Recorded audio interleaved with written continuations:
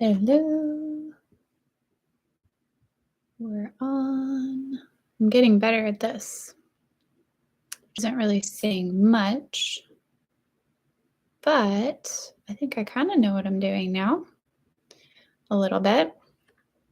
My 14-year-old was offering to help me with YouTube. He's not really allowed on YouTube, so I don't really understand how he knows. It's like intuitive. Like he can watch things with me and my husband, but he's not allowed to just get on YouTube and start watching videos. So I don't really understand how he's sorry. I'm trying to figure out, can I make this bigger? I guess it doesn't really matter. Okay, whatever. I'm on. It's fine. Yeah, I don't know. I just feel like teenagers, or at least kids of a certain age, they just understand technology, which I guess that's normal. They grew up with it, and I understand technology more than my parents, and it's just the next generation. They're always a little ahead because they grew up with it. But anyways, I'm here. I'm on time. Okay, so yeah, last week, I think I was getting chat responses and I wasn't seeing them. So I apologize. Speaking of not always tech savvy, especially YouTube is just really foreign to me. So just be patient with me. But I think I have my chat open. So if anybody does say anything tonight, I will hopefully see it this time and I will try to respond. That's really the goal of this. So if you're hopping on for the first time, the goal of this is really to answer questions or just have conversation surrounding homeschooling, parenting, and anything that is kind of related to that. So I don't really care where the conversation goes as long as it's, respectful and kind. We can talk about what brand of coffee you really like, or, some deeper parenting issues that you might be struggling with right now, homeschooling issues, whatever it might be. So if you're not able to make the live, if you're watching the recorded version of this, I do always post in my stories on my Instagram. The Qualified Homeschooler is my handle. It should be in the description down below. So you can always keep an eye out for that. I usually give you a chance to submit questions on Tuesday, the day before we go live, but you can also just message me anytime throughout the week. I'm trying to be better about checking my messages and all my hidden message folders and all that. So feel free to submit questions, because I know 8 o'clock on a Wednesday night is not always the best time for everybody. A lot of people are wrestling kids into bed. So totally fine if you can't make it live. But the purpose is really just to, not even just to answer questions, but just kind of have a place to go to maybe chat with me, chat with other homeschool moms, hear from other parents, just kind of bounce ideas, because I am just a very strong believer in the importance of having a community, having people there to encourage you, or even just feel like, wow, you're going through that too. That's really helpful to hear. I feel like that's actually been one of the things that I've benefited the most from. I love all my friends and I really love talking to them, but there's something just so comforting about another friend being like, man, we have been having such a hard time, getting through math lessons this week or something. And I'm like, man, me too. I'm really glad you said that. Because you just kind of, especially with home, or, being a stay-at-home mom, you just can feel very in your own little world. You feel like you are the only person struggling sometimes. So, yeah, just whatever can be helpful for you. So I do have a couple questions that I'll kind of work through tonight. But if you are listening and another question comes to mind, feel free to post it in the chat and we'll talk about it. And if it comes up later the week, that's fine. We'll address it next week, or if we run out of time. So I do have my glass of wine, sorry. If I drink it at 9 o'clock or after, it keeps me up all night. So this is my only shot. So if you don't know me, really quick intro. I have been homeschooling for a little over 10 years. I have 6 kids, and they range from I have a boy who's 14, ninth grade, a girl who is 8th grade. She's 12, so she's kind of a young, slightly young 8th grader. And then I have a 5th grader girl who's 10, 3rd grade girl who's 8, and then 1st grade boy who is 6, and then I have a 1-year-old. So kind of we got that little gap there. It's very interesting homeschooling a 1-year-old, not homeschooling, but like parenting a 1-year-old and then having a high schooler at the same time. It's a whole new world for us, but that's what we're up to around here. We've just kind of been hitting the ground running this school year. I feel like I'm still trying to just get a handle on our lives. It's been really busy. Like we have the kids in some new programs, so there's a lot of running back and forth. They're really good programs and we really like them, but we are just much more used to like a very slow rhythm. And I especially really thrive on that. I love slow mornings, and I love just kind of hanging out and going outside and reading books and all that. So it's all good. And I mean, you kind of just, even though I have that personality, it doesn't mean my kids do. So I kind of have to adjust to, what they need and not just like how I want our days to go. So that's totally fair, but it's also just been, just a huge adjustment for us around here. So we're a little crazed, but it's been going well. The 1-year-old just started walking very recently. She's kind of a late walker. So she's much, busier. She's just into everything. So I actually feel like those are our hardest homeschool seasons, is whenever I've had a toddler, like even more than, a baby. Like babies are rough, but they also take a lot of naps usually. And like I can multitask and, like nurse and teach a math lesson at the same time. But once they're up and moving and walking and like pulling the books off the shelves and they want to snack all the time and everything, if you have a toddler or have ever had a toddler, you know what I'm talking about. They're just busy. So, but I think, there is like a new perspective that comes with having your 6th kid as opposed to your 1st or even 2nd. You just realize everyone tells you how quickly it goes by, but you realize it and you kind of just like, you feel it even more. So even though it can be hard practically sometimes to get through a lesson if she's really busy and, fussy or whatever it might be, I do feel like I kind of like treasure it more and just kind of soak it up and like, oh, she's going to be so big so soon. And this is going to be a memory like it is for all my 5 older ones. And I miss that age so much. So, but it's harder when it's your first couple, because it kind of feels first couple of kids, because it feels like it's never ending. Like, it's just really hard. So that kind of leads me to my first question that I was going to go over. So this is from Andrea or Andrea. I don't know. Sorry. I'm going to say Andrea. I hope that's right. She was asking about tips for homeschooling younger kids while trying to work full time. I don't envy you. And I have not done that. So I'm giving you advice, not from experience, but just from, talking to other people. And I have never worked full time, but I usually have a lot of different projects going, just kind of different random little things. But I don't answer to anybody. Like I don't have, I usually don't have time limits on anything, or nothing's time sensitive. I don't have a boss. So it's different. It's very different.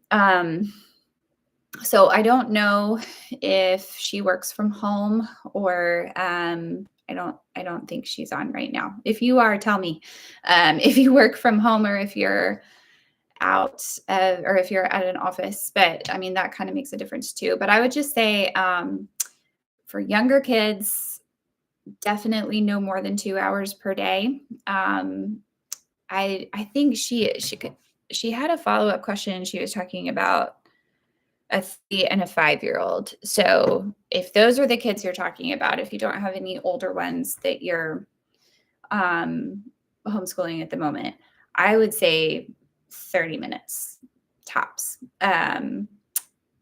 Maybe they're really motivated.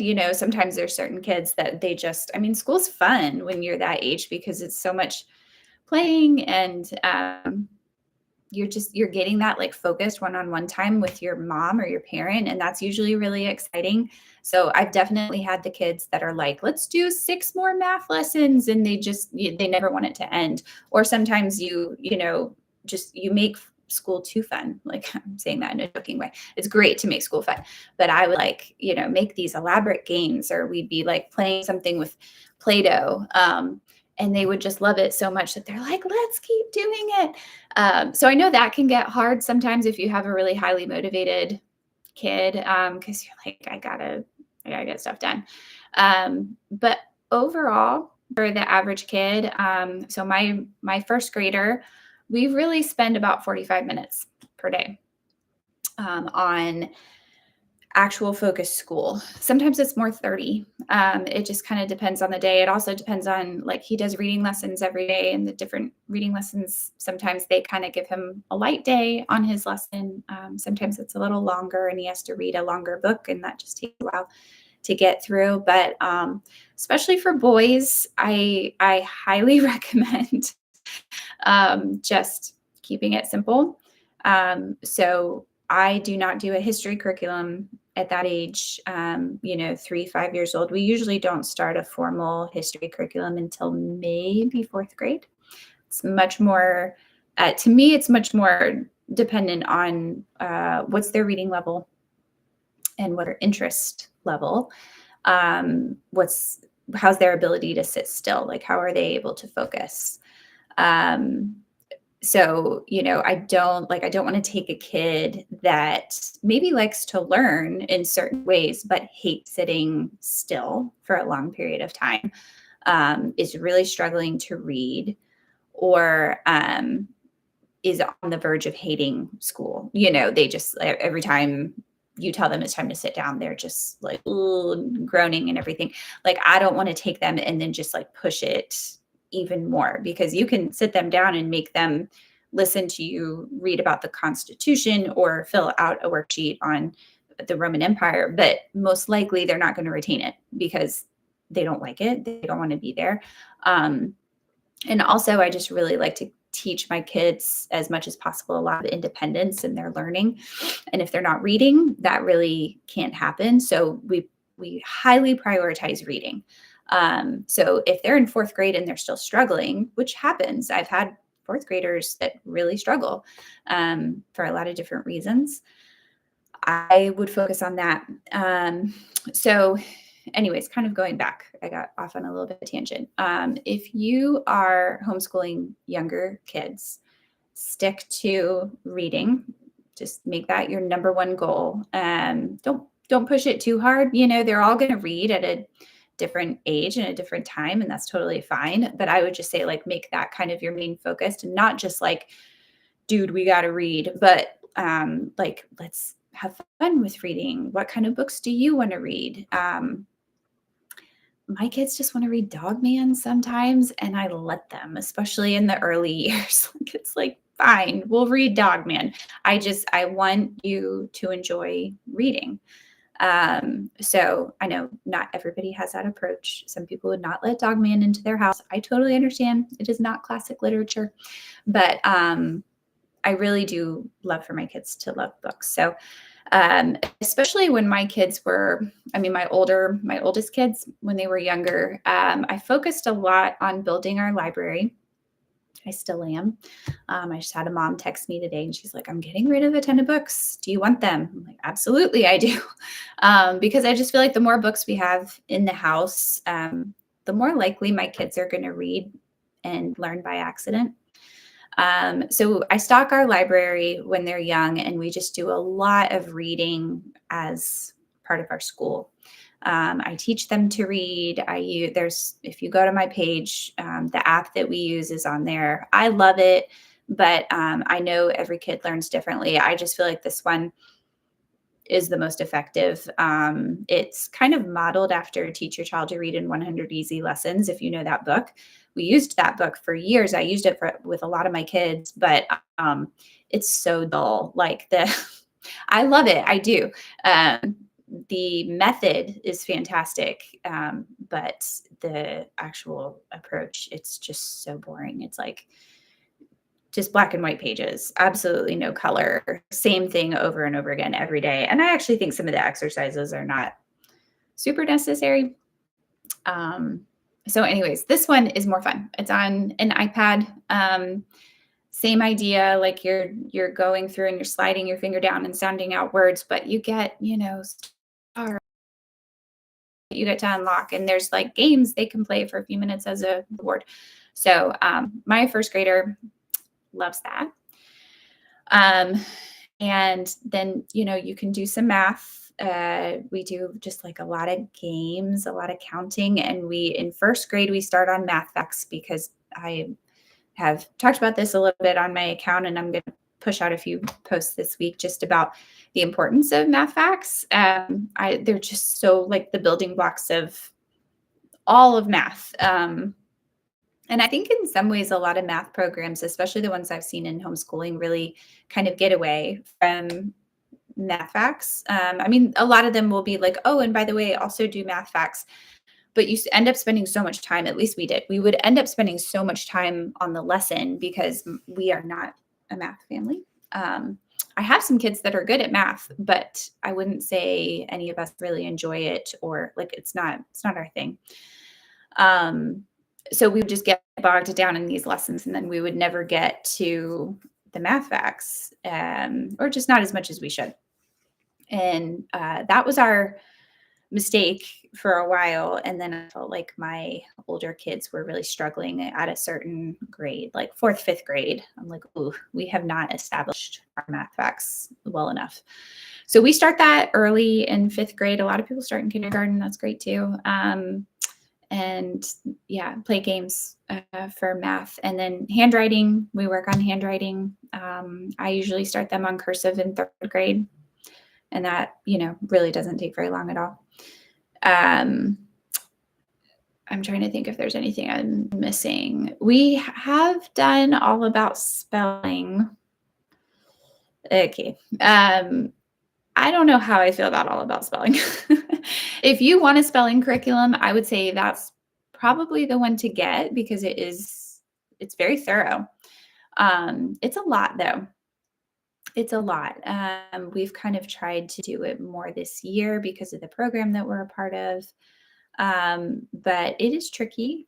And I do not keep up with it probably as much as I could or should.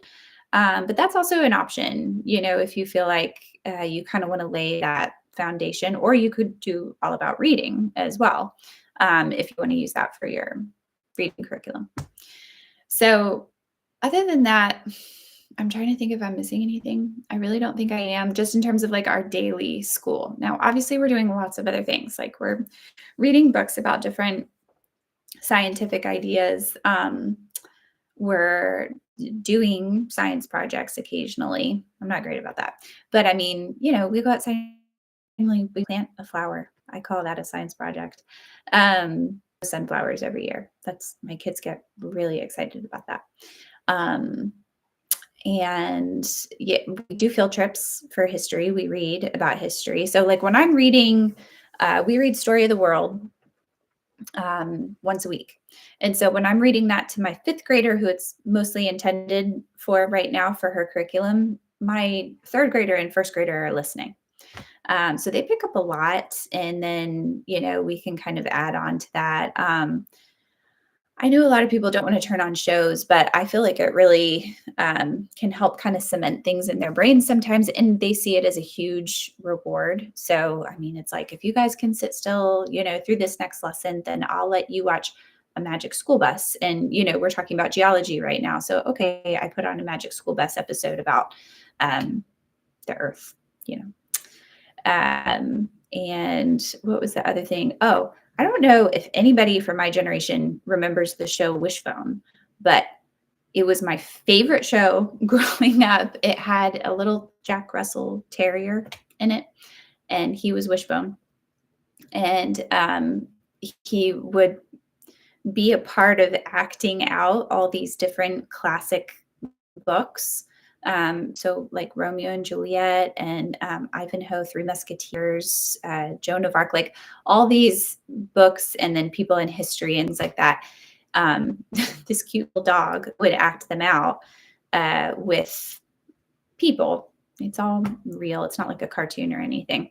It's really hard to describe. So I'm hoping maybe some of you from, you 90s kids, maybe you know what I'm talking about. If you're not a 90s kid, you probably have no idea. But I'm not saying it's the best acting in the world, but I loved it as a kid, and they have the episodes on YouTube. So I'll turn them on for the kids once in a while. And they love them. They beg to watch a Wishbone all the time. Anyways, that just reinforces a lot of history things. We're in the Middle Ages right now in our history. So, we look up episodes from the Middle Ages of literature from that time, stories from that time. So these are all just kind of like random ideas. But my main point is if you do not have much time during the day, either because you're working full time, or you've got other kids you're trying to deal with, or you've got a newborn, or whatever it might be, keep it really simple in the younger years. I know 30 to 45 minutes just feels like, oh, that's not enough. But I promise it is. I promise it is great. Just focus your days on, being together, and answer their questions whenever you can. I think it's just like, I was trying to find a way to put this to a new homeschooling mom recently, but it's so much when you're first starting homeschooling, it's so much less a checklist of things that you need to think about every day, especially in those elementary young years, than it is just completely rewiring your brain to stop putting school over here and then the rest of your life over here. I think it's just programmed in us because of the school system and the way that works, to be like, okay, here's when we learn, and then here's when we go and live our lives. I get it. I understand why that's our tendency, but it's just not the way it is. It's so much just, you are just living life, and you're already homeschooling. No matter what you're doing, I don't care what you're doing, you are homeschooling because you are teaching your kids. You might not be teaching them academics, but maybe you are. You're probably answering questions that are related to academia in some ways. I mean, you're probably explaining things about the world to them. That's science. You're probably answering questions about maybe even the news, politics. I mean, you're talking about history and presidents and things like that.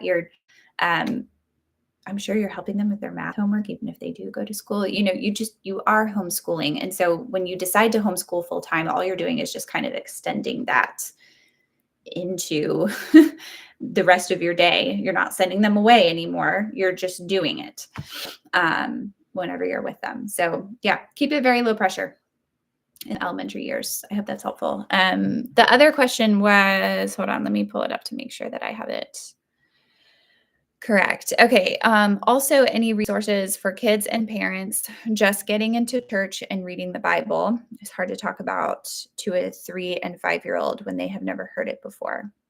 Okay. Yeah, that's a really good question. So sounds like you already are, but absolutely get to church. And don't just go to church and sit down and then leave as soon as it's over. Plug in to the church. Find groups, get into a small group, take the kids to Sunday school, find a women's Bible study, a men's Bible study, youth group if you have older kids, like whatever it is that your church is offering as a form of community for you to be a part of. Find something, at least one thing, and get in there, because going to church is great, but so much of the beauty of going to church is being a part of the body of believers regularly and sharing life together. And, you need that encouragement.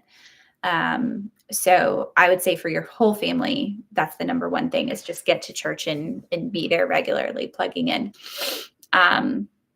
Also read the Bible regularly. Um, Read it by yourself and then read it as a family. We do Bible time most nights before bed. There have been seasons we've been really busy and we have not been as good about it. So just being transparent here, like we all, we all try to stick with things like that and then sometimes fall short. So, obviously don't beat yourself up if it takes a while to kind of get that routine down, but we do really try to keep it a routine where, like our kids would miss it and wonder, like, why are we not doing Bible time before bed? It does not have to be a complicated thing. It doesn't have to be a long thing. It can very much just be, let's sit down. Like right now we're as a family reading through Proverbs, but we're going at a very slow pace. We're just reading a few Proverbs every night before bed, and kind of talking about them and discussing them for a few minutes. Our kids have a lot of questions. I bet yours might too. Kids are usually naturally pretty inquisitive, especially at that age. Now, if you're talking about like a 3 and 5-year-old or very young, reading the Bible is still fantastic and I would highly recommend it. But if you're feeling like you want something easier to understand, the Jesus Storybook Bible is fantastic. That's one that we've read for Bible time, especially when we had just littles, really regularly. But we cycle back through it pretty regularly, even with our older kids. Like they're kind of sentimental about it now because they remember doing it for Bible time when they were little. So, even our older kids will be like, "Oh, I remember this one." But it's in very like short stories that has colorful pictures, but it's all just good gospel truth. It's so good, and it's really good at, I'm going to pull it up on here just in case you don't know what I'm talking about. It's just such a great way to lay things out for young minds that are trying to grasp something that maybe hasn't been talked about before in your home. It might be a brand new concept for them. Okay. Let's see. This is what it looks like. The Jesus Storybook Bible by Sally Lloyd-Jones. So they have it on Amazon. Is telling me I've purchased this like a bajillion times because I give it as gifts a lot, actually.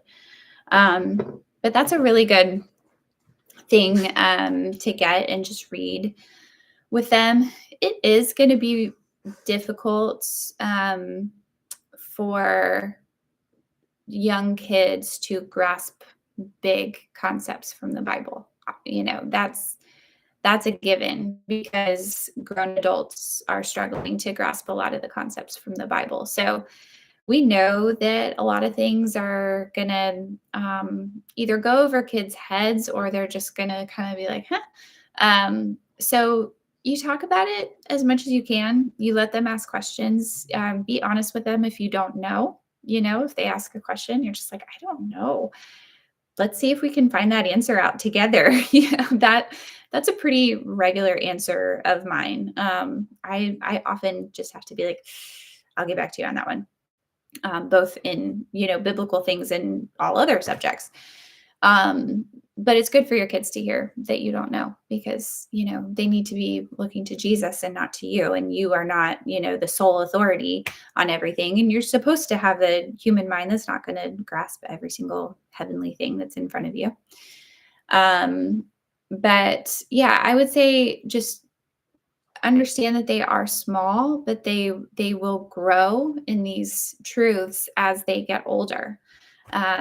That's the natural way that God designed it, is for parents to be teaching their kids from a young age about the scriptures, and then they grow in that understanding. I mean, even Jesus, it says in the Bible, Jesus grew in wisdom and stature. So as he was growing physically, his wisdom was growing. And that's natural for us as we get older. So, I mean, the biggest thing that you can do for your kids right now is not only just have these conversations, but also just set the example for them because they're going to learn by watching. They're going to learn by example. So, as they watch you and um, how you move through your day, how you react to high pressure situations, how you react to disappointment, how you love your spouse, how you love them. Those are the things that even if they can't articulate it, that's what they're absorbing. And you want your life to match up with what you are telling them about the gospel. Because if you're telling them one thing about the gospel and then you're living a completely different way, they're not going to believe it. They're not going to buy it because it's like none of this is matching up. But if you're telling them about the gospel and then they're watching you live the gospel out imperfectly, but trying to live according to the gospel, that's really the best testimony. That's the best example. That's the best thing for them to follow and for them to see. So those are kind of my biggest suggestions in terms of that. I'd love to hear that you're getting into the Bible and into church. If you have any questions, I would love to answer them. I'd love to chat about them. But yeah, definitely just, get your community, stay in the word, pray with your kids, pray with your family, and do that together and independently on your own. And just live it, live it day to day and let them see that and let them be a part of it. So, okay, those are our questions for tonight. And I'm seeing that it's already about 30 minutes in, and I want to try to keep these short and bite sized so that it's not this long drawn out thing on Wednesday nights. But I appreciate so much the questions. I hope that it was helpful.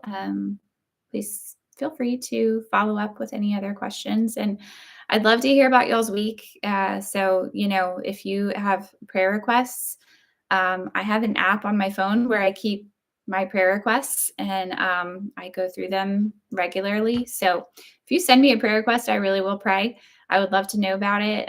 You can message me on Instagram is a great way to do it. Or, if you hop into the chat on some weekly live, you can let me know if you're comfortable with sharing.